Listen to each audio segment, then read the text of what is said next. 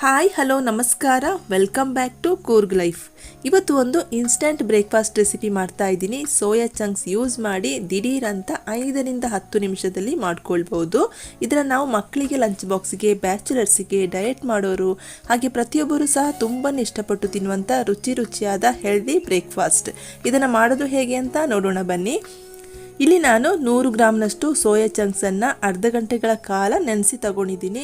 ಇದರಲ್ಲಿ ನೀರಿನ ಅಂಶ ಇರಬಾರ್ದು, ಹಾಗೆ ಚೆನ್ನಾಗಿ ಹಿಂಡಿ ಇದನ್ನು ಒಂದು ಮಿಕ್ಸರ್ ಜಾರಿಗೆ ಹಾಕ್ಕೊಳ್ತಾ ಇದ್ದೀನಿ. ಇದರ ಜೊತೆಗೆ ಒಂದು ಅರ್ಧ ಈರುಳ್ಳಿಯನ್ನು ಕಟ್ ಮಾಡಿ ಹಾಕ್ಕೊಳ್ತಾ ಇದ್ದೀನಿ.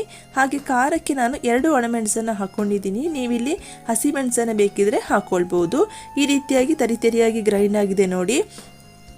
ಈಗ ಇದಕ್ಕೆ ಒಂದು ಮೊಟ್ಟೆಯನ್ನು ಹಾಕ್ಕೊಳ್ತಾ ಇದ್ದೀನಿ. ಮೊಟ್ಟೆ ಇಲ್ಲಿ ಆಪ್ಷನಲ್, ಬೇಕಿದ್ರೆ ಹಾಕ್ಕೊಳ್ಳಿ, ಇಲ್ಲಾಂದರೆ ಒಂದು ಆಲೂಗಡ್ಡೆಯನ್ನು ಬೇಯಿಸಿ ಇದರ ಬದಲು ಹಾಕ್ಕೊಳ್ಬೋದು. ಈಗ ಇದಕ್ಕೆ ಕೊತ್ತಂಬರಿ ಸೊಪ್ಪನ್ನು ಹಾಕ್ಕೊಂಡು ಈ ರೀತಿ ನುಣ್ಣಗೆ ರುಬ್ಕೊಂಡಿದ್ದೀನಿ ನೋಡಿ. ಈಗ ಇದನ್ನು ಒಂದು ಮಿಕ್ಸಿಂಗ್ ಬೌಲಿಗೆ ಹಾಕ್ಕೊಳ್ತಾ ಇದ್ದೀನಿ. ನೀವಿಲ್ಲಿ ರುಬ್ಬುವಾಗ ಶುಂಠಿ ಬೆಳ್ಳುಳ್ಳಿ ಪೇಸ್ಟನ್ನು ಬೇಕಿದ್ರೆ ಹಾಕ್ಕೊಳ್ಬೋದು. ಈಗ ಇದನ್ನು ಒಂದು ಮಿಕ್ಸಿಂಗ್ ಬೌಲಿಗೆ ಹಾಕ್ಕೊಂಡು ಇದಕ್ಕೆ ರುಚಿಗೆ ಬೇಕಾಗುವಷ್ಟು ಸ್ವಲ್ಪ ಉಪ್ಪನ್ನು ಹಾಕ್ಕೊಳ್ತಾ ಇದ್ದೀನಿ. ಹಾಗೆ ಸ್ವಲ್ಪ ಅರಿಶಿನ ಪುಡಿಯನ್ನು ಹಾಕ್ಕೊಳ್ತಾ ಇದ್ದೀನಿ. ಒಂದು 1/4 ಟೀ ಸ್ಪೂನ್ ಅಷ್ಟು ಹಾಕ್ಕೊಂಡ್ರೆ ಸಾಕು. ಈಗ ಇದಕ್ಕೆ ಒಂದು ಅರ್ಧ ಕಪ್ನಷ್ಟು ಕಡಲೆ ಹಿಟ್ಟನ್ನು ತಗೊಂಡು ಸ್ವಲ್ಪವಾಗಿ ಹಾಕ್ಕೊಂಡು ಚೆನ್ನಾಗಿ ಮಿಕ್ಸ್ ಮಾಡ್ಕೊಳ್ತೀನಿ.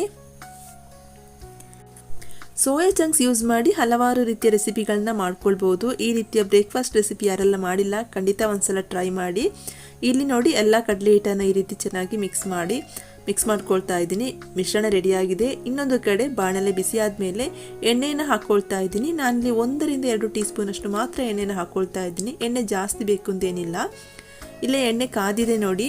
ಈಗ ಕಲಸಿಟ್ಟಿರುವಂಥ ಸೋಯಾ ಚಂಕ್ಸ್ ಮಿಶ್ರಣವನ್ನು ತಗೊಂಡು ನಮಗೆ ಬೇಕಾಗುವ ಸೈಜ್ನಲ್ಲಿ ಈ ರೀತಿ ಕೈಯಲ್ಲಿ ಅಥವಾ ಸ್ಪೂನನ್ನು ಯೂಸ್ ಮಾಡಿ ದಪ್ಪವಾಗಿ ಅಥವಾ ತೆಳುವಾಗಿ ನಮಗೆ ಬೇಕಾಗುವ ಗಾತ್ರದಲ್ಲಿ ಮಾಡ್ಕೊಳ್ಬೋದು.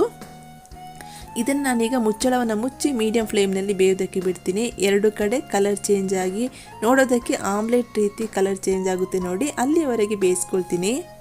ನಾನು ಆವಾಗಲೇ ಹೇಳಿದಾಗೆ ಮೊಟ್ಟೆ ತಿನ್ನೋದವರು ಆಲೂಗಡ್ಡೆನ ಬೇಯಿಸಿ ಮ್ಯಾಶ್ ಮಾಡಿ ಹಾಕ್ಕೊಳ್ಳಿ, ತುಂಬಾ ರುಚಿಯಾಗಿರುತ್ತೆ. ಕಡಿಮೆ ಎಣ್ಣೆನ ಬಳಸಿ ಇದನ್ನು ಮಾಡ್ಕೊಳ್ಬೋದು. ಇದನ್ನು ಮಾಡೋದಕ್ಕೆ ತುಂಬ ಎಣ್ಣೆ ಬೇಕು, ಡೀಪ್ ಫ್ರೈ ಮಾಡ್ಕೋಬೇಕು ಏನಿಲ್ಲ. ಕಡಿಮೆ ಎಣ್ಣೆನ ಬಳಸಿ ಮಕ್ಕಳಿಂದ ಹಿಡಿದು ದೊಡ್ಡವರು ಸಹ ತುಂಬಾ ಇಷ್ಟಪಟ್ಟು ತಿನ್ಬೋದು. ಎಲ್ಲವನ್ನು ಇದೇ ರೀತಿ ಮಾಡ್ಕೊಳ್ತಾ ಇದ್ದೀನಿ. ಸೋಯಾ ಚಂಕ್ಸ್ ಯೂಸ್ ಮಾಡಿ ಹಲವಾರು ರೆಸಿಪಿಗಳನ್ನು ಮಾಡ್ಕೊಳ್ಬೋದು. ನಾನಿವತ್ತು ಹೊಸ ರುಚಿಯಲ್ಲಿ ಈ ಒಂದು ರೆಸಿಪಿಯನ್ನು ಮಾಡಿ ತೋರಿಸಿದ್ದೀನಿ. ಇದನ್ನು ಯಾರೆಲ್ಲ ಮಾಡಿಲ್ಲ ಖಂಡಿತ ಒಂದ್ಸಲ ಟ್ರೈ ಮಾಡಿ.